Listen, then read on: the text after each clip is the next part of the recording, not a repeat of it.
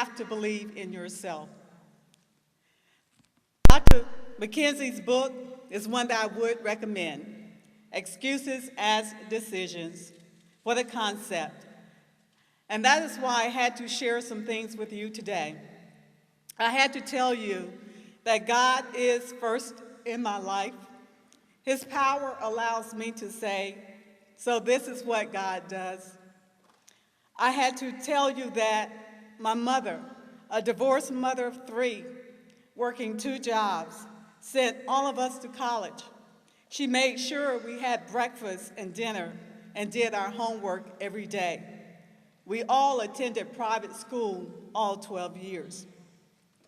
I had to tell you that following the golden rule, do unto others what you would have them do unto you, has given me superpower, the power to share, forgive hurts, show courage, speak the truth, live passionately, and appreciate every experience.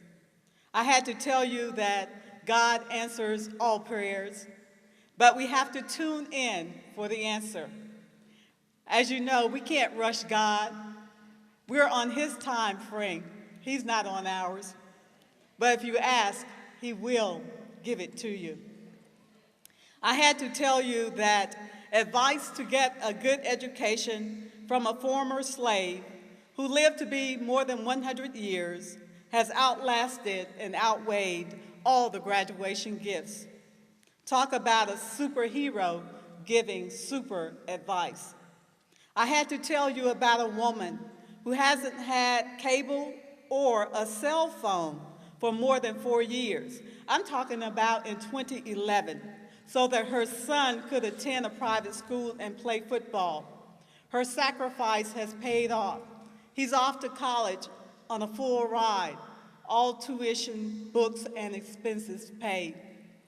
She tells me it's God that keeps her going so that her children will have a better life. And I often tell students when I go into the schools, no matter who you think your friends are, when it really comes down to it, who's going to be there?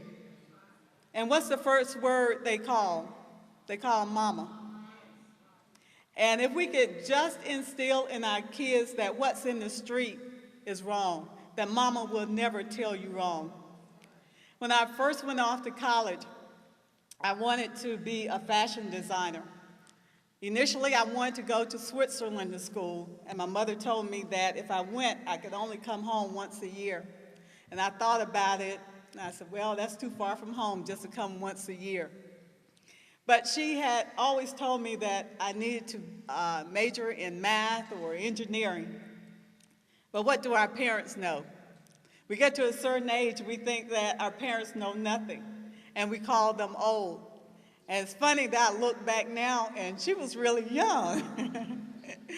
But that's why I actually have a degree in mass communications and meteorology, because I've had several jobs. I actually started out as a news reporter, and from there I was recruited by the government and went to Huntsville, Alabama. And in Huntsville, everybody is a scientist.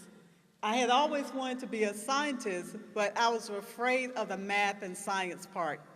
But once I got there, when you're surrounded by everybody that's high-tech into engineering, and I thought a second time, and I said, well, Mama always said I need to be in engineering, that I need to be in science or math, and never thought of meteorology as a career. Over the years, the only people we saw doing weather were men. And when I was growing up, they were always old men. They probably started out young, but by the time I grew up, they were old men. So I just never thought of it about it as a career. And it's so true that kids look to people to decide what it is that they want to do in life. You know, if you don't see anybody that looks like you or halfway looks like you, then you never really think, well, can I do it? So after I got to Huntsville and I thought about what my mother had said, I decided that I would go and take some math courses. And the basis for meteorology is physics and calculus. So I took some courses and actually surprised myself how well I did.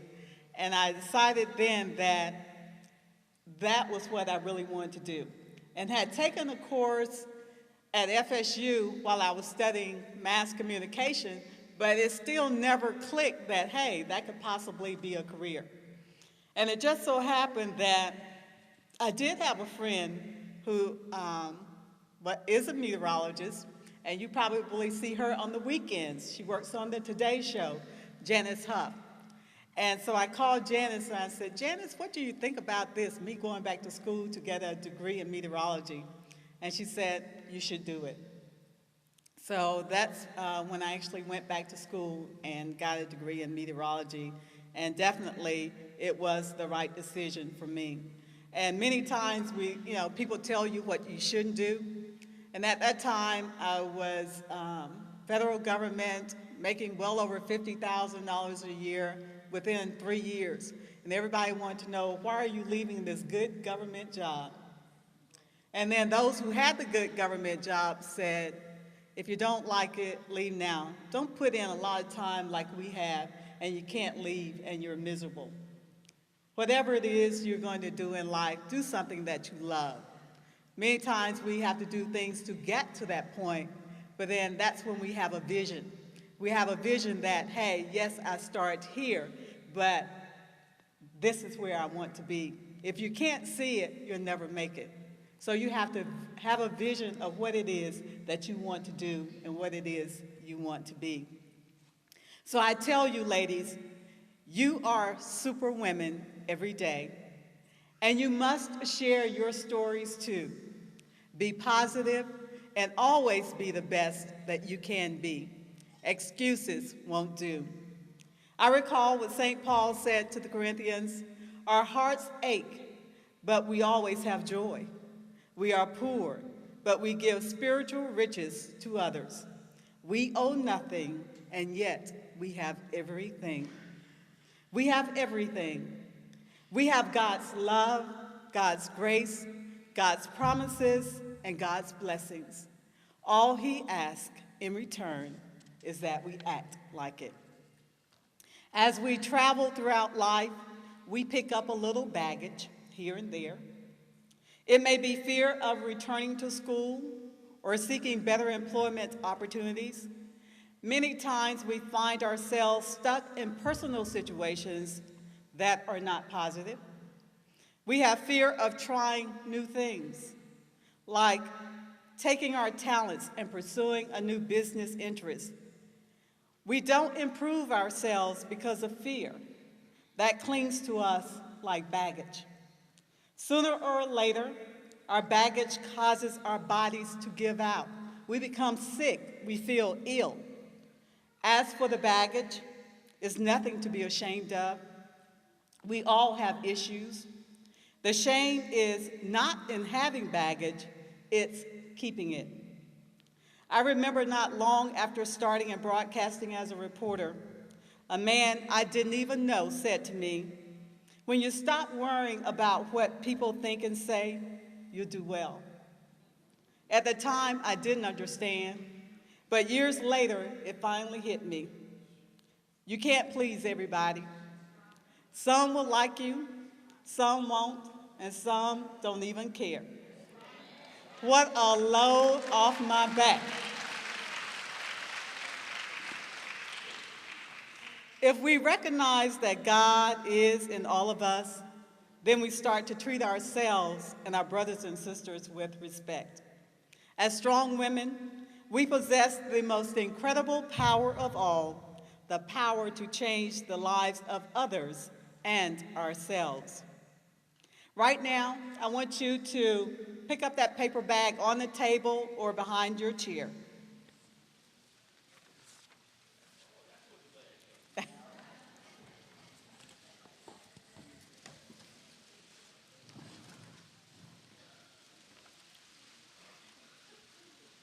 I want you to open that bag.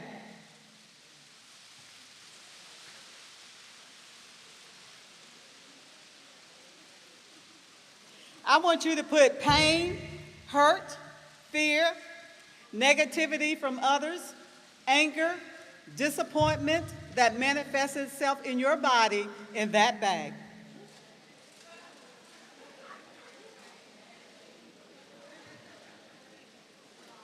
Ladies, I said put pain, hurt, fear, negativity from others, anger, disappointment that manifests itself in your body in that bag. Now I want you to ball that bag up and throw it in the air. Throw that bag in the air. You have thrown all that negativity, all that fear, all that pain, all that hurt away. I want you to know that you are super and heroic, and that you have to be honest with yourself. And do know that what's in that bag is gone. I want you to scream, cry, or pray. Just let it go,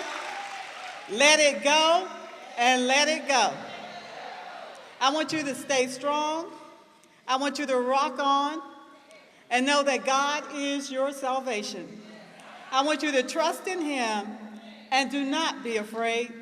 He is your strength and your song.